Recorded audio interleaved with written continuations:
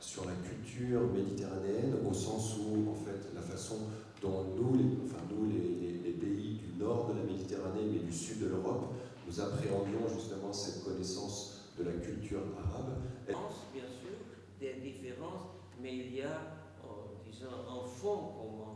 Et je dois dire que le contrat d'union entre le Nord et le Sud, et ils ont commencé à faire des traditions. Et c'est pour ça que les civilisations musulmanes a commencé par une civilisation de traducteurs.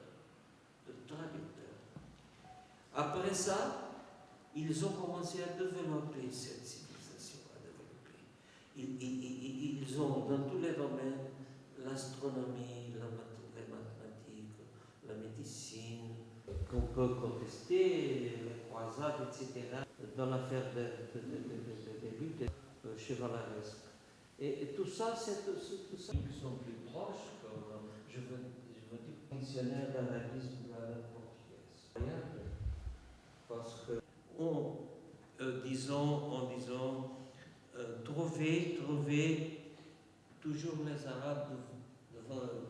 C'est qu'on est aujourd'hui peut-être dans une mer de préjugés. Et pire, il me semble que nous sommes dans une Europe aussi de préjugés. Les gens ne connaissent. La méconnaissance, c'est la mère du préjugé. Alors, il faut éclairer, il faut enseigner, il faut étudier, il faut développer la connaissance. C'est la première chose.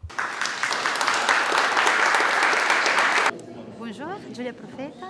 Je suis participante ici pour ce café débat. Je travaille autour de questions de jeunesse de la Méditerranée. Je trouvais le débat très intéressant.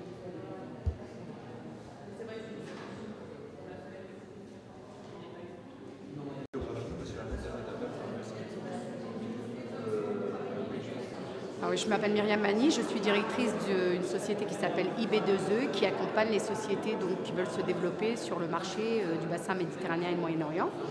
Alors aujourd'hui, j'étais ravie d'être à la Villa Valmer pour rencontrer l'illustre Alves, écrivain portugais, qui a énormément travaillé, qui a fait énormément de recherches sur les civilisations arabes et méditerranéennes. Donc je suis Fabienne Bastide. Alors j'ai assisté à cette conférence à deux titres, je dirais. Je suis d'une part l'épouse du consul du Cabo Verde à Marseille, donc pays lusophone, et je suis également déléguée auprès de la Société des Amis du MUCEM, et plus spécifiquement, je suis en charge de mobiliser des acteurs économiques de la région autour du projet du MUCEM. Alors, cette conférence est absolument lumineuse parce qu'une vision de la Méditerranée mer de paradoxes et nous sommes à la fois dans une vision, je dirais, extrêmement réaliste et nécessairement extrêmement pessimiste, mais aussi nous repartons avec un très beau message d'espoir. Bon, aujourd'hui je suis venu ici dire quelques mots sur la compréhension, sur la solidarité et sur, la nécessité de faire avancer la coopération entre le nord de la Méditerranée et le sud de la Méditerranée.